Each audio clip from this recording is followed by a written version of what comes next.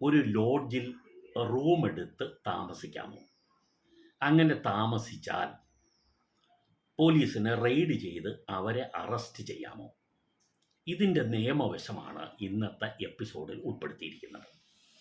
ഇന്ന് ഈ എപ്പിസോഡ് ചെയ്യാൻ കാരണം 2 ആഴ്ച മുമ്പ് ചെന്നൈ ഹൈക്കോടതിയുടെ ഒരു വിധി വരികയുണ്ടായി.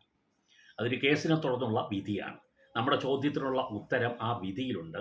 മുമ്പ് സുപ്രീം കോടതിയും ഈ ചോദ്യത്തിനുള്ള ഉത്തരം നൽകിയിട്ടുള്ളതാണ്, ഒരു വിധിയിലൂടെ നൽകിയിട്ടുള്ളതാണ്.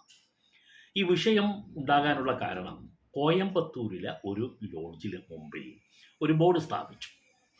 Rooms available for unmarried persons എന്നാണ് ആ ബോർഡിലുള്ള പരസ്യം. ഈ പരസ്യം തന്നെ ചെന്നൈയിലുള്ള പല പത്രങ്ങളിലും അവർ കൊടുക്കുകയും ചെയ്തു, കോയമ്പത്തൂരിലുള്ള പത്രങ്ങളിൽ. തുടർന്ന് ഈ ലോഡ്ജിന് സമീപത്ത് താമസിക്കുന്ന ഒരു വീട്ടുടമസ്ഥൻ